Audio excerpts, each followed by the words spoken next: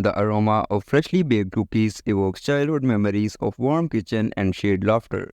Baking cookies with my grandmother was more than just making treats.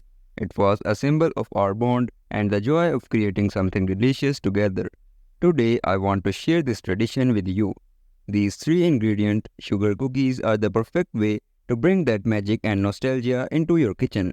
Let's gather our loved ones, preheat the oven, and bake up some memories together. Before we start, let's gather our tools.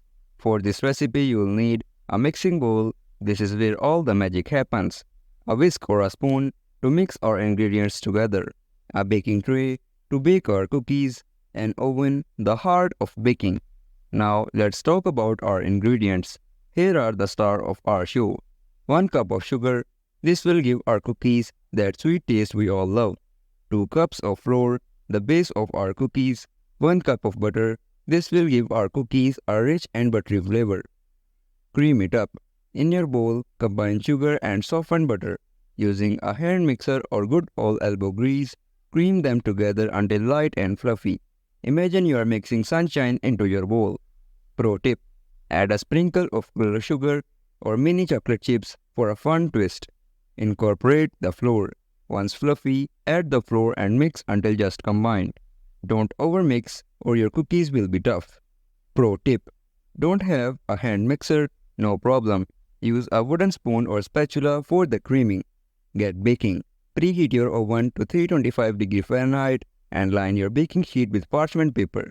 This prevents sticking and makes cleanup a breeze. Form and bake. Using your hands, roll small balls of dough and flatten them slightly onto the baking sheet.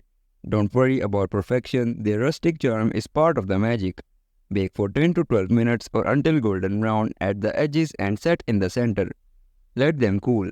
Once out of the oven, let them cool on the baking sheet for a few minutes before transferring them to a wire rack to cool completely.